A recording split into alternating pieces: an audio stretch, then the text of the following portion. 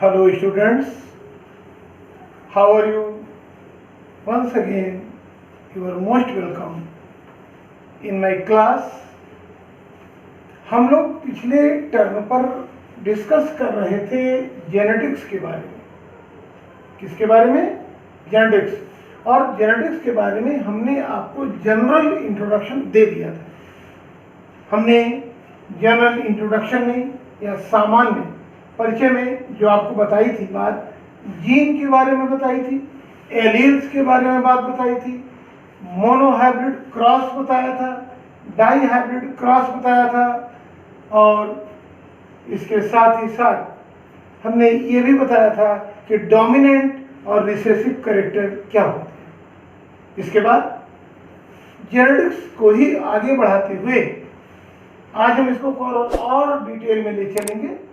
हमने आपको मेंडल के बारे में भी जिक्र किया था कि मेंडल कौन थे।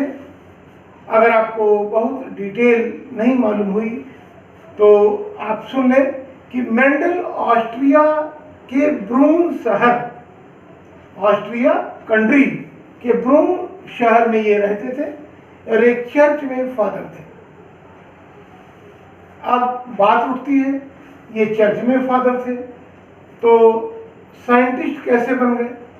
ये सडन चेंज है, ये एक प्रकार से देखा जाए अचानक होने वाली एक ऐसी घटना है जिससे मेंडल फादर से या चर्च में पादरी से एक साइंटिस्ट के रूप में कन्वर्ट हो गए। हुआ क्या? चर्च में रहते थे ये, इनके आसपास जो खाली जमीन थी, खाली जगह थी, उस स्थान पर इन्होंने अपने घर के इस्तेमाल के लिए सब्जियों को उगाने की व्यवस्था कर रखी थी और उन सब्जियों में मटर के पौधे भी लगा रखे थे। क्या लगाया था? मटर के पौधे। अब मटर के पौधे जो लगाया था तो इन्होंने क्या देखा कि इनकी जो क्यारियां थीं, जो इनके फील्ड थे छोटे छोटे, उसमें मटर के कुछ पौधे लंबे लंबे थे, कुछ पौधे छोटे छोटे थे, कुछ लंबे थे, कुछ छोटे थे, कुछ ऐसे पौधे थे जिसमें पिंक फ्लावर थे। कैसे थे? Pink flower. और कुछ ऐसे थे जिसमें वाइट फ्लावर थे। ठीक, कुछ ऐसे मटर के पौधे थे जिनमें जो बीज निकलते थे फलियों में ये बीज कैसे थे? Round yellow. और कुछ ऐसे थे जिनके बीज फलियों में बने थे वो रिंकल्ड ग्रीन। बात मेरी समझ में आ रही है?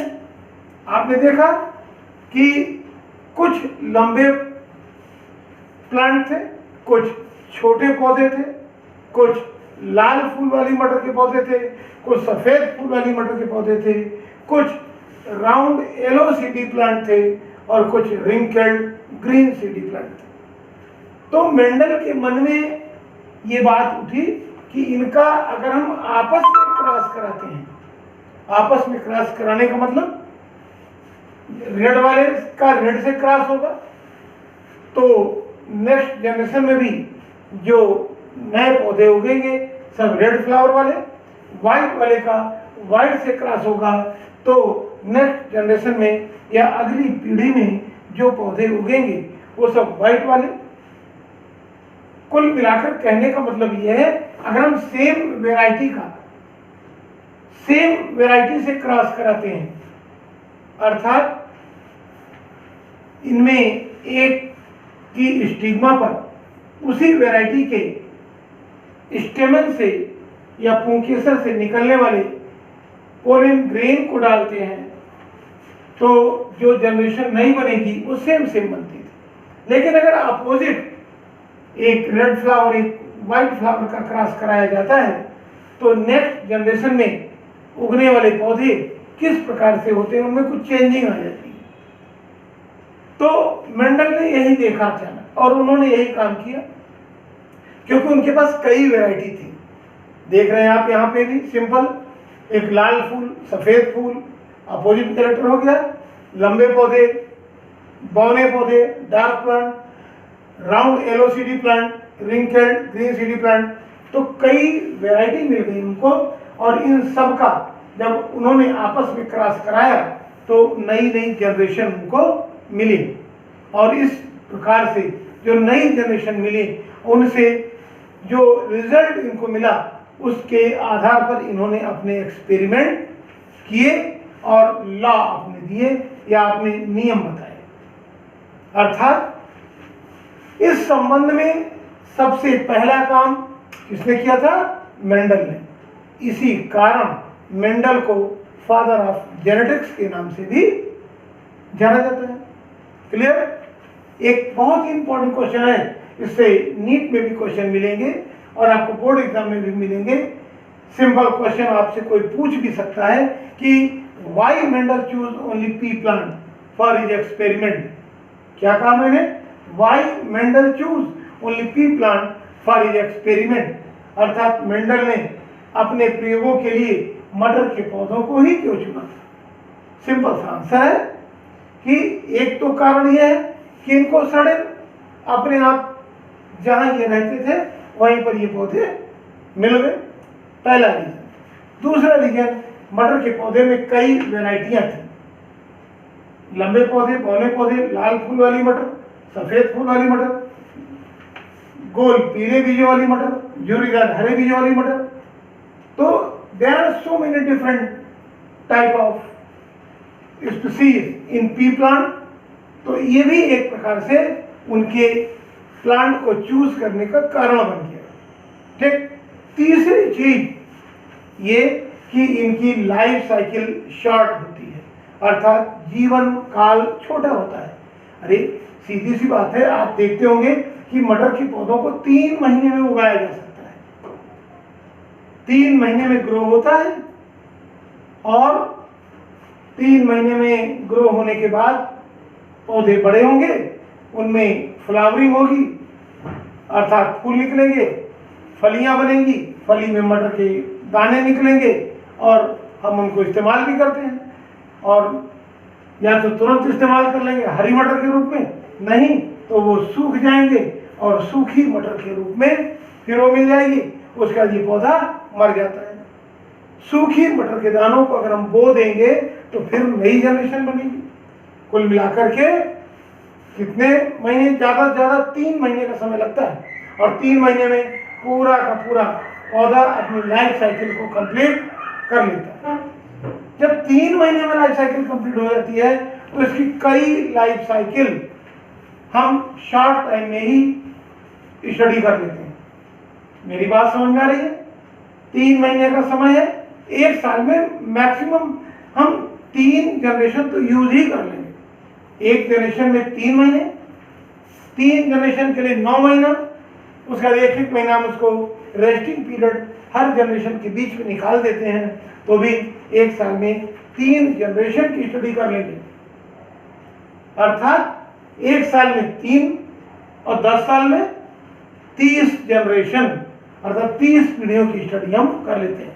इसके स्थान पर अगर आम का पेड़ नहीं होता, आम के वृक्ष में, आम के पेड़ में हम ऐसी स्टडी करते तो आम का पेड़ तो कम से कम अगर हम बीज को जर्मिनेट कर दें तो नया प्लांट जो बनेगा उससे फ्रूटिंग की क्रिया अर्थात फल लगने का काम कम से कम 6-7 साल के बाद होगा।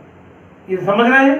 तो 6-7 साल में हम देख रहे हैं 1 जनरेशन, और जो फ्रूटिंग हो गई तो जो फल के अंदर से बीज निकला उसको बोएंगे तो फिर अगले 6-7 साल, तो कुल मिला के हमें 10 पीढ़ियों के अध्ययन में लगभग 70 साल का समय लग जाएगा।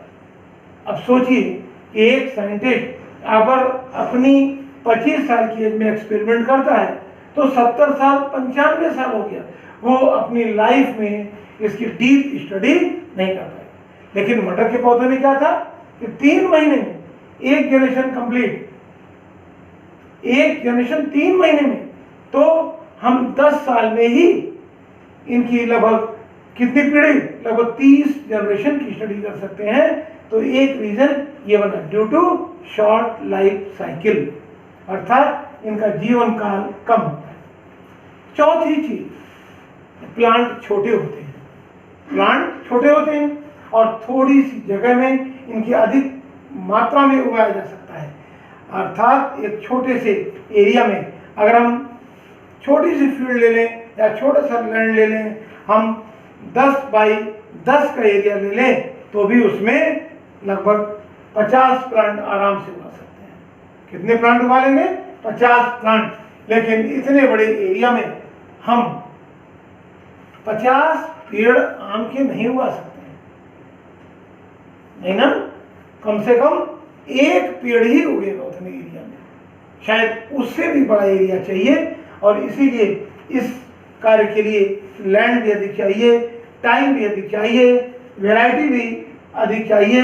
वैरायटी तो मिल जाएंगी मान लीजिए, लेकिन समय और स्थान की अधिकता के कारण इन प्लांटों को नहीं चुना। और यही सब रीजन है कि मेंडल ने अपने प्रयोगों के लिए केवल पी प्लांट या मटर के पौधों को ही सेलेक्ट किया। तो आप आंसर इसका दे लेंगे। हमारी तरफ से आपके लिए होमवर्क भी है। बात क्लियर हुई? अब जान लीजिए कि इनके आधार पे मेंडल ने अपने एक्सपेरिमेंट कौन कौन से किए। मेंडल ने अपने प्रयोगों के आधार पर कुल 3 नियम दिए थे, जिसमें से पहला नियम था law of dominance. Law of dominance. दूसरा नियम था लॉ ऑफ सेग्रीगेशन।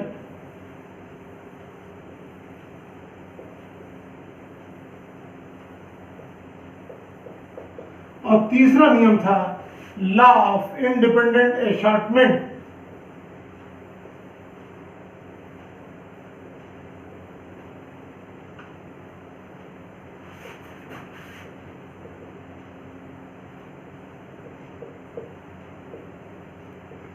अगर हम हिंदी में बताएं तो पहला नियम है लॉ ऑफ डोमिनेंस, प्रभाविता का नियम।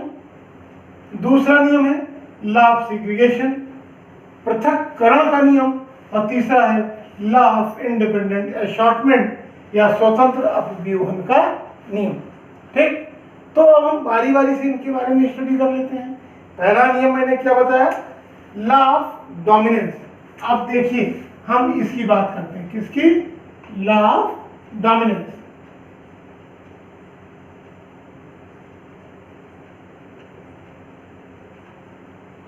अर्थात प्रभाविता का। इसमें मेंडल ने एक जोड़ी, वन पेयर अपोजिट कैरेक्टर को ध्यान में रखते हुए प्लांट के बीच में क्रॉस कराया। अपोजिट कैरेक्टर का मतलब अगर हम टॉल और डार्क को ले लें तो ये लंबाई का कैरेक्टर हो गया।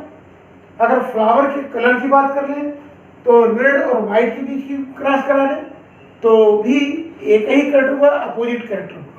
ठीक, तो जब मेंडल ने एक जोड़ी शुद्ध नस्ली विपरीत पौधों को आपस में क्रॉस कराया तो उन्होंने क्या देखा कि F1 पीढ़ी में, अर्थात प्रथम पीढ़ी में, F1 जनरेशन में केवल एक लक्षण प्रकट होता है, जबकि दूसरा लक्षण छिप जाता है। तो प्रकट होने वाला लक्षण प्रभावी लक्षण कहलाता है और छिपा हुआ लक्षण अप्रभावी लक्षण कहलाता है। मेरी बात समझ आ गई?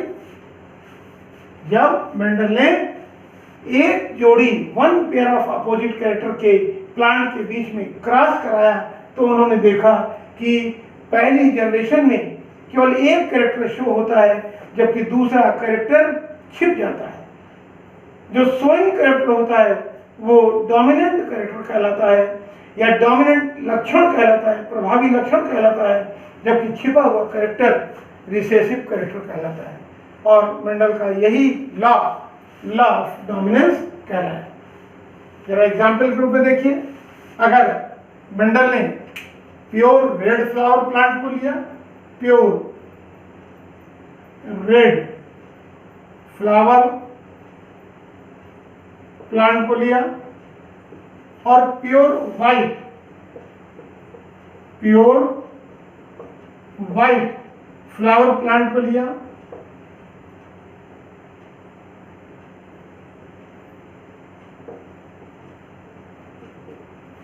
इस इसके जीनोटाइप कैपिटल आर, इसका स्मॉल आर। जरा ध्यान देंगे, ये डोमिनेंट है। कौन सा? ये डोमिनेंट, अर्थात ये अपने लक्षण को दिखाएगा, जबकि ये लक्षण छिप जाएगा। इसीलिए इसको कहा गया रिसेसिव कैरेक्टर। ठीक, मेरी बात समझ में आ गई? इनके जीन्स को हम कलर कर दे रहे हैं, ये कैपिटल आर। और जब मेंडल ने इनका क्रॉस कराया तो ध्यान दीजिए, ये हो गया, इसके जीन दोनों दो है ना, स्मॉल आर इधर आ जाएंगे, इधर का क्या हो जाएगा? कैपिटल आर इधर आ गए।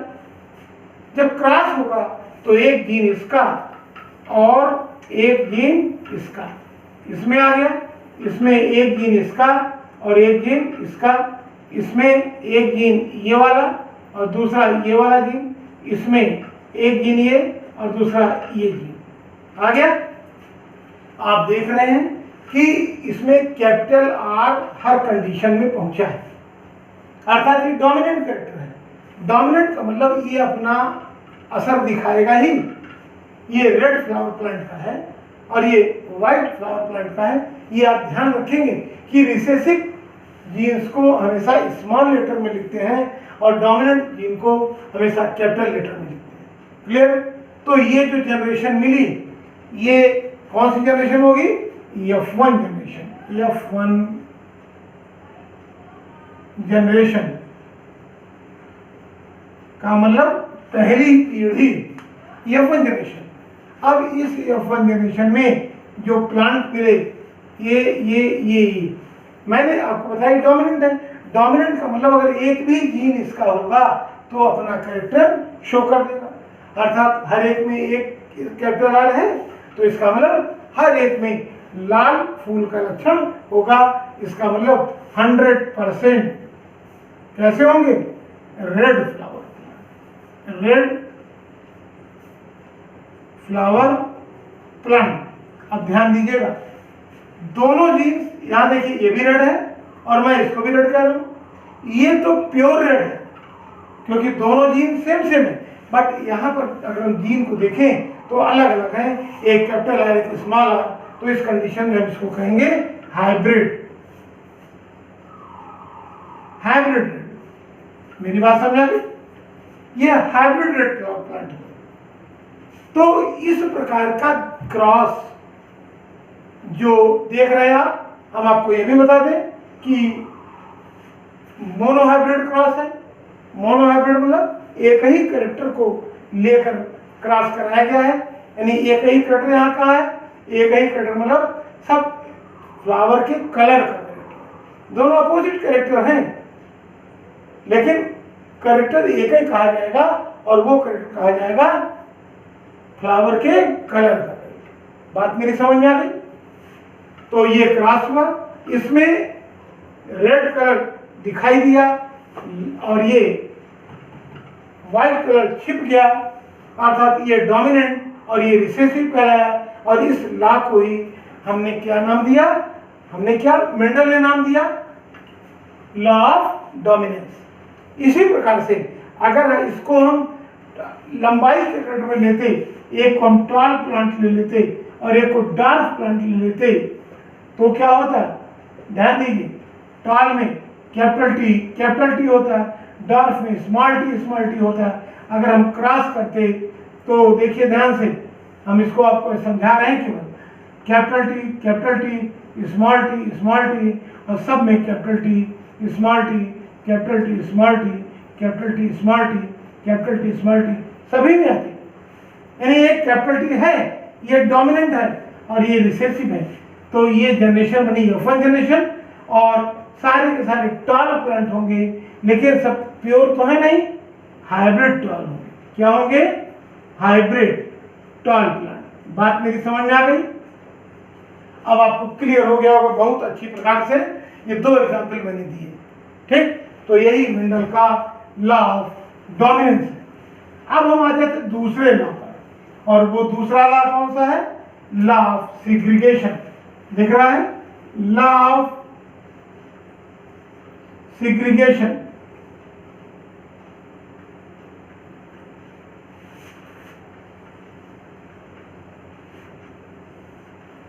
सिग्रीगेशन हिंदी में पृथक्करण का नियम, अर्थात जो कैरेक्टर यहां पर मिल गए थे अभी इसमें क्या होगा?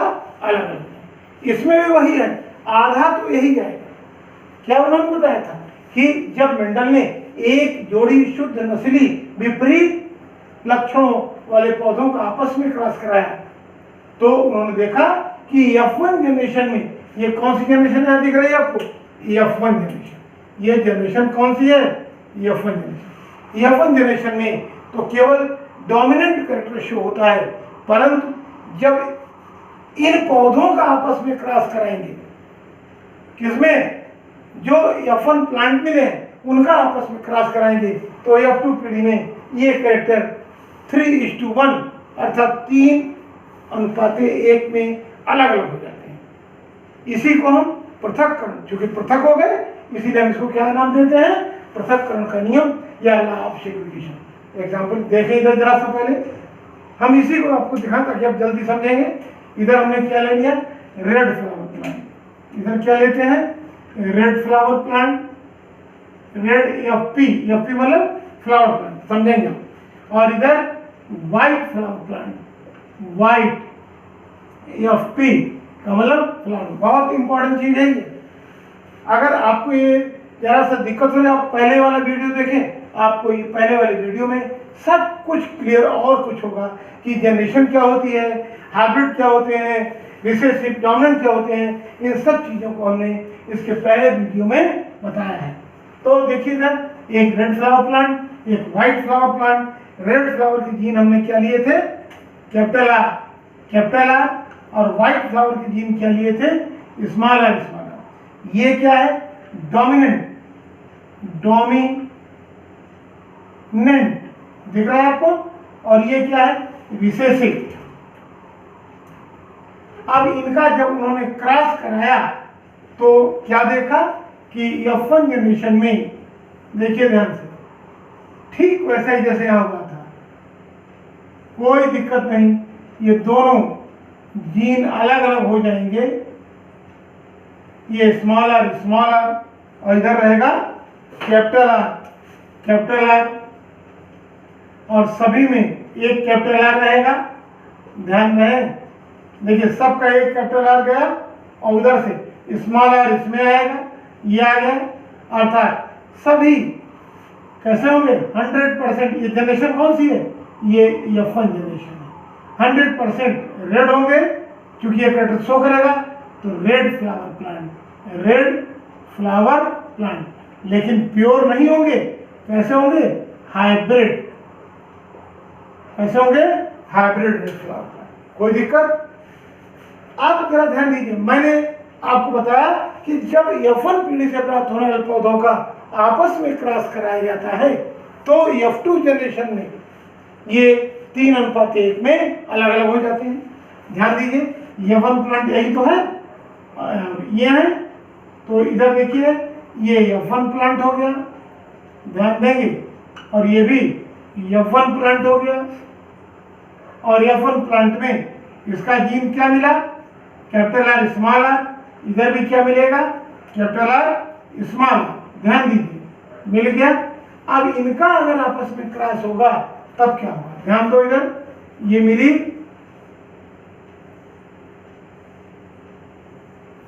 ये F2 जनरेशन आ मिलेगी।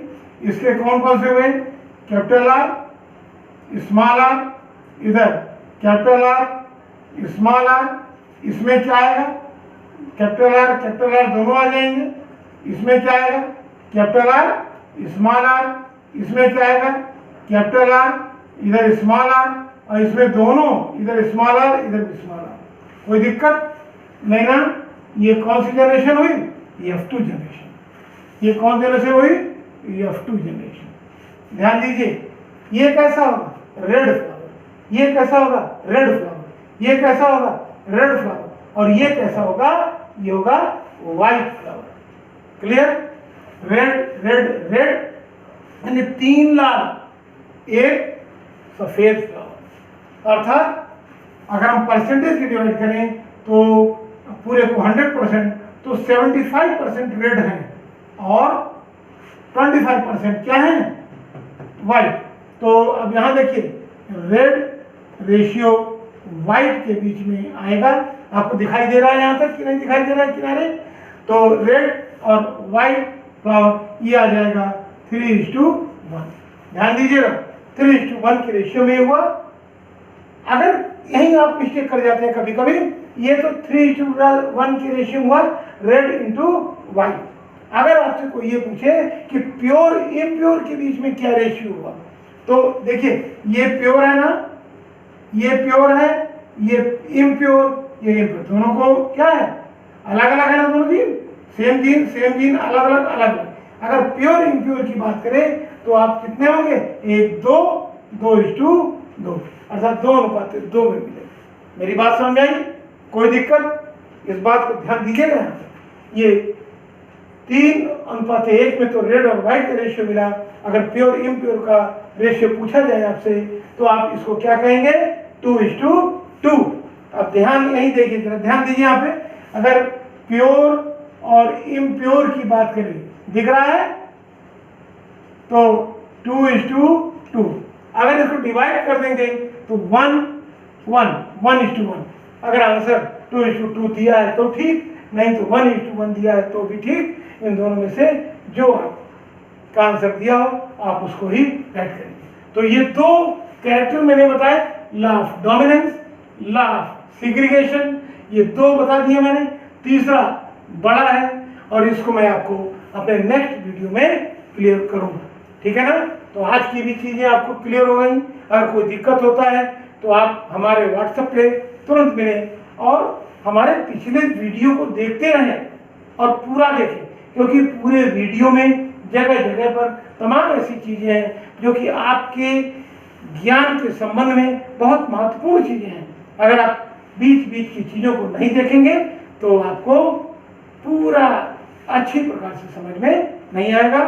तो आज का वीडियो मुझे उम्मीद है आपको पसंद आया होगा। इसके लिए आपको लाइक, शेयर और सब्सक्राइब जरूर करेंगे। इसका पॉजिटिव रिस्पांस हमें देखने को मिले। अगर अच्छे अच्छे वीडियो चाहते हैं तो आप जरूर इसको देखेंगे, आपको मिलेगा। और अगले दिन हम आपको मिलेंगे लॉ ऑफ इंडिपेंडेंट असॉर्टमेंट पे। Thank you.